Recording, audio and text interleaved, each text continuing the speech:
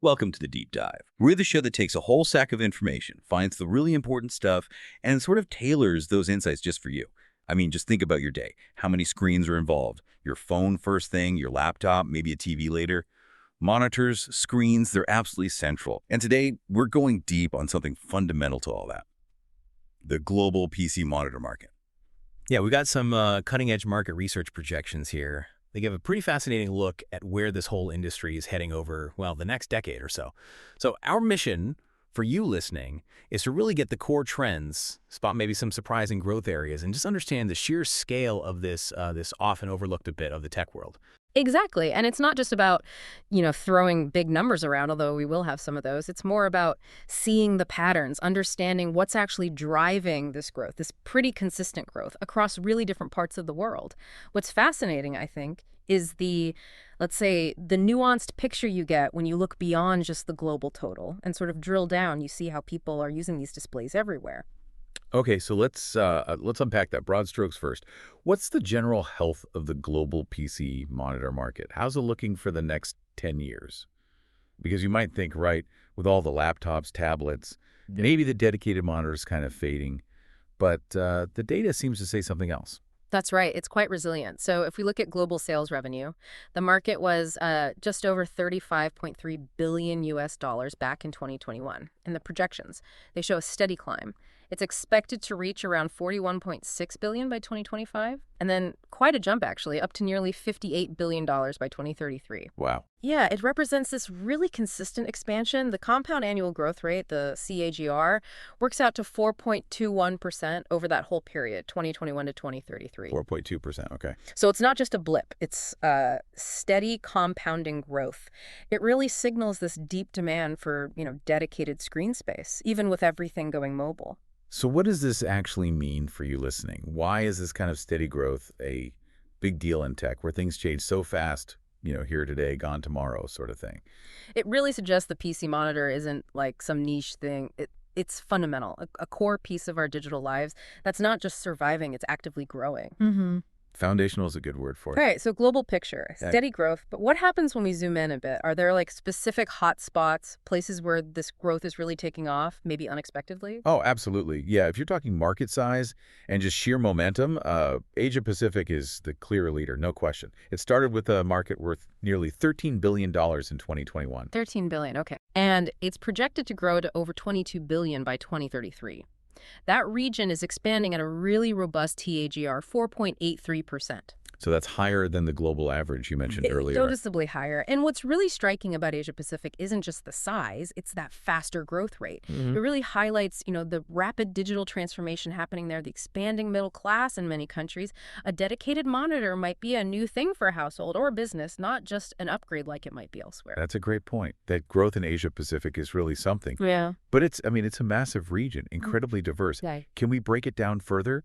Are there specific countries really driving that? Yeah. And maybe, can we guess why they're leading? Yeah, definitely. Within Asia Pacific, China and India they're the powerhouses, clearly.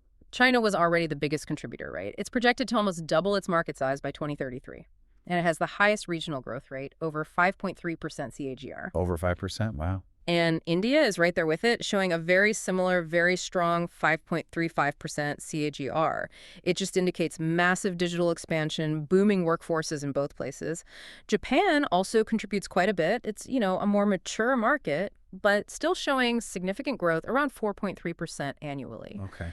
So what you see here is kind of a tale of two speeds almost. Yeah. You've got that rapid expansion in huge developing economies like China and India, and then you contrast that with the more established but still significant demand in places like Japan. Makes sense. And there are others too, of course. Key markets like South Korea, Australia, Singapore, Taiwan, they're also seeing healthy growth. Generally somewhere between, say, 3.5% and 4.1% annually. So solid growth across the board, but really led by China and India. Okay, so from that explosive growth in Asia, let's shift focus. North America, often seen as more mature market. You might expect slower growth there. But what does the data actually show? Is it still a strong player in the PC monitor game? That's a good question. And yes, North America is still a very substantial market. It was valued at over $9.4 billion in 2021. Still huge. Yeah. And it's projected to reach over $14.5 billion by 2033. So that's a solid annual growth rate, a CAGR of 3.75%. Okay, so a bit lower than APAC, but still very solid growth. Exactly. And within North America, no surprises, the United States is dominant, takes the lion's share of that market. And it's growing steadily, around 3.6%, almost 3.7% annually. Canada also shows strong growth, actually a bit higher, over 4.1% each year. Interesting. And Mexico is expanding too, with an annual growth rate getting close to 3.9%. So this consistent growth, even in a developed market like North America, it suggests, a strong base of corporate upgrades, definitely gaming. Oh yeah, gaming monitors are huge. For sure. And also that continued shift to hybrid work, right? People needing better home office setups often means better, maybe bigger monitors. Right, makes sense. Okay. Okay, so how does Europe compare then? It's known for being diverse, right? Politically, economically. Yeah. Does that show up in the monitor market data? It absolutely does. Europe also presents a strong picture overall. Generated over $7.3 billion in 2021, projected to hit nearly $11.6 billion by 2033. That gives it a solid annual growth rate of just over 4%, so quite healthy. Right between North America and Asia Pacific, roughly. Roughly, yeah. And Germany is a particularly strong performer within Europe, growing at over 4.4% each year. The UK's growth is also pretty notable, about 4.25% annually. Okay. France is projected a bit lower, around 3.4%. And interestingly, Italy shows the slowest growth among those major European economies, just under 3%. Huh. Any idea why? Hard to say definitively from just this data, but it highlights how even within, what seems like a unified market, Europe, you get these economic nuances, different consumer habits maybe creating these varied growth stories. Fascinating. Yeah.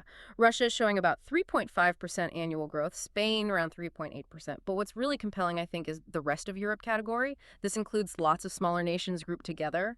That segment shows a really robust annual growth rate, almost 5%.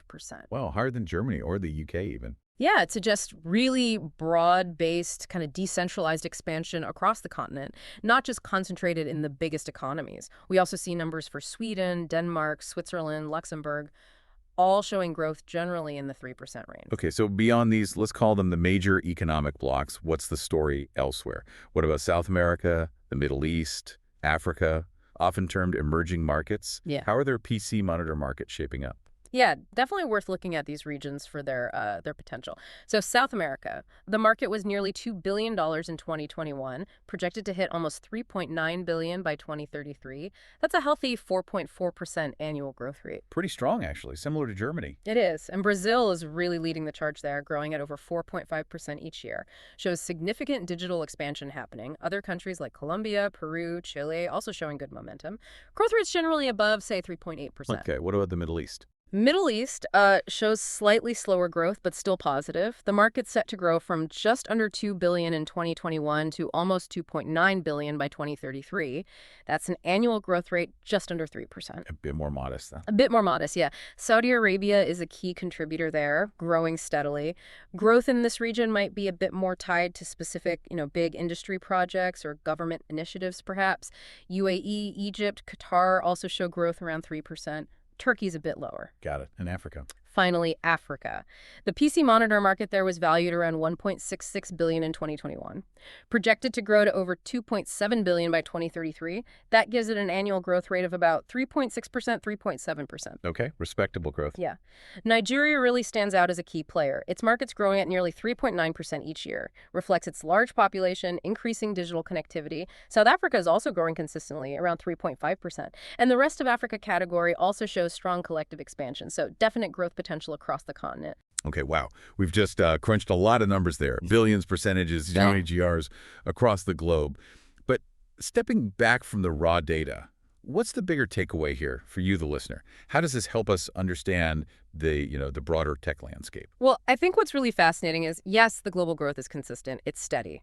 But those regional variations we talked about in both market size and, crucially, the growth rates, they tell a really compelling story. It's a story about different levels of digital adoption, economic development, different patterns of tech consumption around the world. It just shows that even in what might seem like a mature, established market, PC monitors, there's still really dynamic shifts happening. Significant opportunities, too. And they're driven by all sorts of things, right? Remote work trends, the booming gaming industry we mentioned, but also just fundamental infrastructure development in emerging economies. Right. So the aha moment here maybe is realizing that this product, PC monitors, something we might just, take for granted on our desks. It can actually reveal so much about bigger things, global economic trends, how digital infrastructure is spreading, how our own digital habits are changing. It really is a fundamental piece, isn't it? A growing piece of the infrastructure of this digital world we all live in. Shows how essential that screen real estate still is. Absolutely. It's not going away anytime soon, based on these numbers. So there you have it. We've navigated these pretty impressive projections for the global PC monitor market, from that powerhouse growth in Asia Pacific to the really consistent expansion across North America and Europe, and also that emerging potential we saw in South America, the Middle East, and Africa.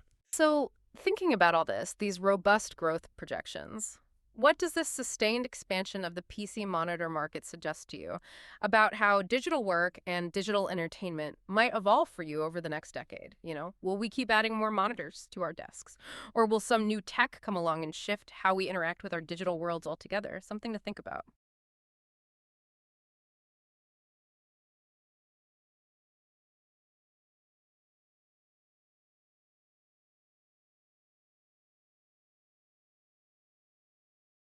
Welcome to the deep dive. We cut through the noise to get you, well, properly informed on topics that genuinely shape our world. That's the goal. Today, we're plunging into something that's become really central to pretty much all our lives, whether you're working, gaming, or just, binging your favorite shows.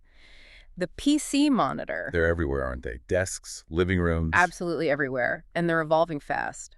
So what's actually happening in the global PC monitor market right now? It's a really fascinating space, constantly shifting. And this deep dive, it's built on some key insights from cognitive market research. Okay. Our mission today is to kind of unpack the big transformations happening, figure out what's driving the growth, what challenges the makers are facing, and definitely explore the key trends shaping the very near future. Sounds good. You might find some unexpected connections, things that change how you think about that screen you're probably looking at right now. That's a perfect setup. And before we even jump into the data, just pause for a second, you listening, and think about your own monitor use. Are you mostly looking for raw performance? Maybe for high-speed gaming? Or is it all about comfort eye health for those long work days? Or maybe a bit of both. Exactly. Maybe you need that versatility to switch between things smoothly. This deep dive is going to show exactly how the market's trying to respond to all those different, sometimes competing needs. Let's get into it. Right. So the global PC monitor market isn't just seeing small upticks. It's really undergoing a significant, almost fundamental transformation. Okay, transformation. How so? Dynamic evolution, yeah. And it's really being pushed by two main forces, deeply connected. On one side, you've got rapid tech advancement. Shiny new features. Pretty much. Yeah. And on the other, you have these crucial shifts in what you are actually demanding from your screens. So they feed each other. Exactly. This interplay is absolutely defining the whole landscape. It creates that sort of feedback loop, doesn't it? The tech inspires new demands, and then those demands push the tech people to invent more stuff. So let's start with that tech side then, because it feels like it's been, a bit of a revolution lately. We're definitely seeing a big push towards higher resolutions. But for the average person, is 4K or even 8K, is that really a game changer day to day? Or is it still more for specific pros? That's a really good question. This revolution, 4K, 8K, it's definitely here. And the average user will notice a crisper image, things look sharper. Okay. But the truly dramatic impact, that's for the professionals. I think graphic designers, video editors, photographers. Right, people working with visuals intensely. Exactly. For them, that exceptional clarity means incredible precision. Every single pixel counts. It allows for detail and accuracy that just wasn't feasible before. Makes perfect sense. And it's not just about stuffing more pixels onto the screen, is it? There's also been a huge leap in the actual panel tech itself. Panel perfection, I think the source called it. Yeah, that's a good term for it.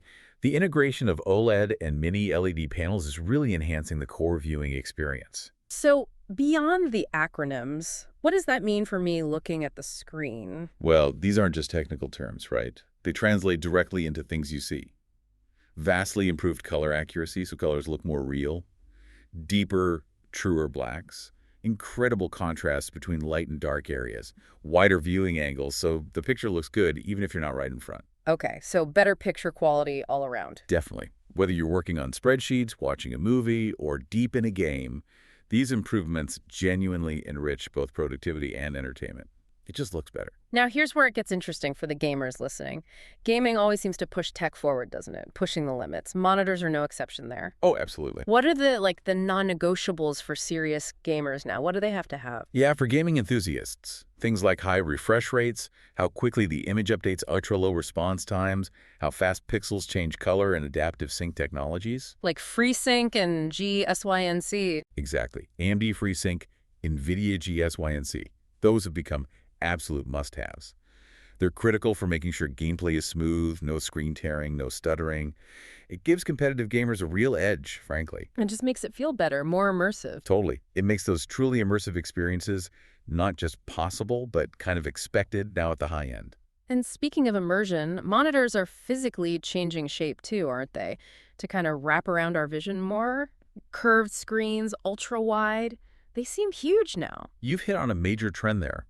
Curved and ultra-wide monitors are super popular precisely because they deliver that really immersive feel. Feels like you're more in the game or movie. Exactly. And the appeal isn't just for gamers. Content creators love them too. That extra horizontal space, that digital canvas, it's fantastic for multitasking, timelines, and video editing, having multiple windows open. It just makes detailed work so much easier. Okay, so that covers a lot of the amazing tech innovation coming from the manufacturers. But, like you said, monitors aren't built in a vacuum. They're responding to us, the users. What shifts in our daily lives have really changed what we demand from our displays? Well, without a doubt, the massive shift towards remote work and digital learning has fundamentally reshaped what people need. The pandemic effect, basically. Huge impact. Suddenly, millions needed capable setups at home. Right? That pushed demand for monitors that could handle a much wider variety of tasks than maybe their old office monitor could. Right, not just email and spreadsheets anymore. Exactly. And this led directly to this growing demand for more ergonomic designs and features that are actually health conscious. So we're talking about more than just a clear picture now. It's really about comfort, well-being, especially with the incredibly long hours many of us spend staring at them. Precisely. Features like built-in blue light filters, to reduce eye strain, and adjustable stands. They're not niche options anymore. They feel pretty standard now. They're quickly becoming standard. Their purpose is clear. Cut down on eye strain, help improve posture, make all that screen time healthier and, well, more sustainable long term. And that feeds into needing monitors that can do multiple things well. Absolutely. This whole situation creates a need for versatile, multi-purpose monitors. Screens that can transition smoothly from your professional work tasks right into entertainment or gaming when the day is done. And it's also about decluttering our desks, too, isn't it? My own desk is certainly much cleaner these days, thanks to some of these integrated features. Yes. Connectivity and cleaner setups are a major preference now. You see newer models increasingly featuring built-in speakers, maybe not amazing sound, but functional USB-C ports. Oh, USB-C is fantastic. One cable for everything. It's a godsend for cable management, isn't it? Power, video, data all in one. Oh. And things like picture-by-picture, letting you show inputs from two different computers on one screen. Like a built-in KVM, almost? Kind of, yeah. It fulfills that real need for multifunctionality without the cable spaghetti behind the desk. This focus on our personal well-being, the ergonomics, the cleaner setups, it feels like it echoes a much bigger trend in society, doesn't it? The whole green wave seems to be hitting this market, too. Oh, it's definitely a powerful driving force. And it goes deeper than just, slapping an Energy Star label on the box. How so? Sustainability isn't just about power consumption anymore. It's subtly but fundamentally shifting the whole design philosophy.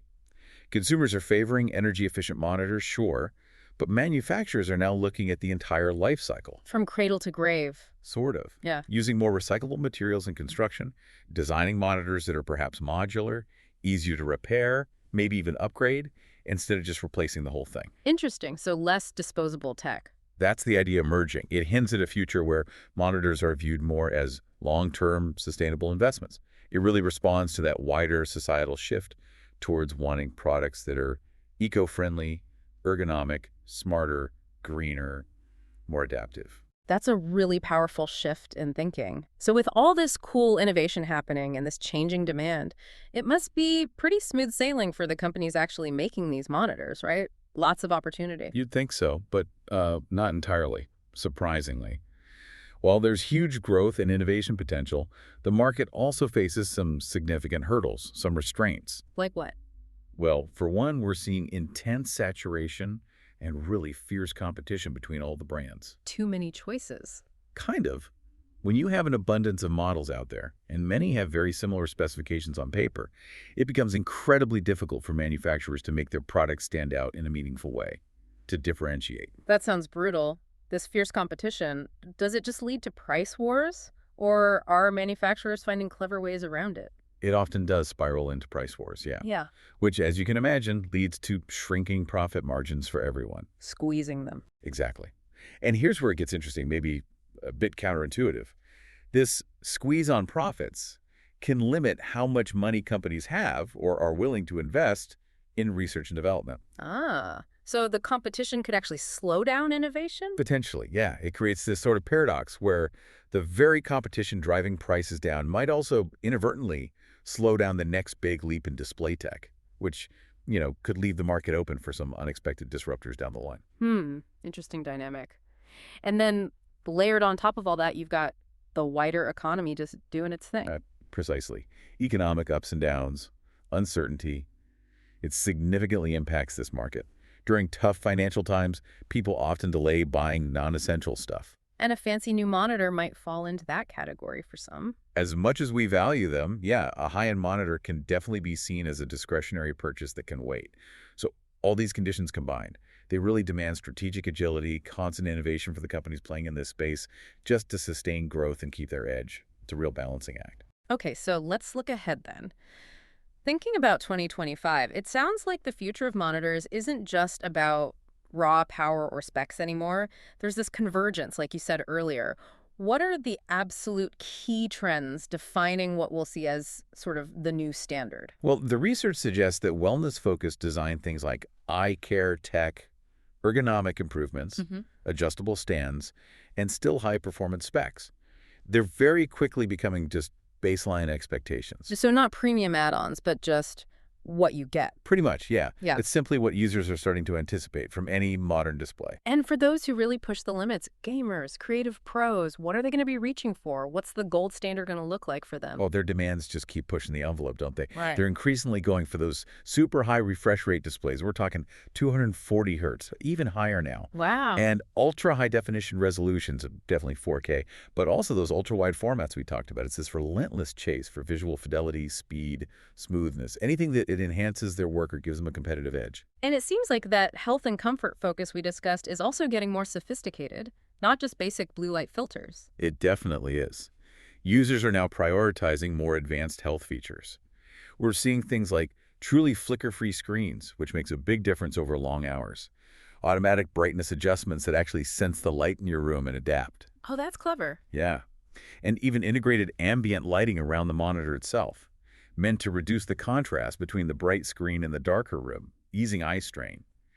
These are all designed to minimize fatigue during those marathon sessions, making a real difference to daily comfort. And the physical design, too, the aesthetics, are evolving beyond just being functional boxes, right? It's about how they look on the desk, how they feel to use day to day. Absolutely. Ergonomic stands are getting sleeker, bezels are getting incredibly thin, almost invisible, which looks great, especially in multi-monitor setups. Yeah, it makes it look like one continuous screen. Exactly. And that built-in USB-C docking capability we mentioned, it all comes together to make setups not just more functional, but genuinely aesthetically pleasing and physically comfortable too. It's about the complete user experience, form, and function working together. This whole picture you're painting, it really feels like monitors are becoming much more than just passive screens we look at. They're almost like, I don't know, personalized command centers for our digital lives. You've absolutely nailed it. That's the key takeaway. This convergence of performance, wellness features, connectivity, adaptability, it's elevating PC monitors from just simple display tools to being central components, maybe even hubs of our digital lifestyles. Right. They are becoming really integral to how we work, how we play, how we connect in a much more personal way than ever before. So there you have it, PC monitors. Clearly no longer just dumb screens. They're sophisticated devices sitting right at the intersection of, well, cutting-edge tech, our personal health, and our rapidly evolving digital lifestyles. Understanding these trends really does give you a shortcut, I think, to being well-informed about a market that, let's face it, touches so many parts of our daily lives now. It's truly fascinating to track how far they've come and honestly how quickly they continue to evolve to meet all these diverse and increasingly complex needs we all have, the future of the display is going to be incredibly dynamic. Absolutely. And that leads us perfectly to our final thought, something for you to mull over after this. As monitors become even more integrated into our digital lives, maybe even starting to blend with our physical environments, how might our interaction with them keep evolving? And what new features might become absolutely essential down the road that maybe right now we can't even imagine? Good question to ponder. Definitely something to think about. Thanks for diving deep with us today. We'll catch you next time.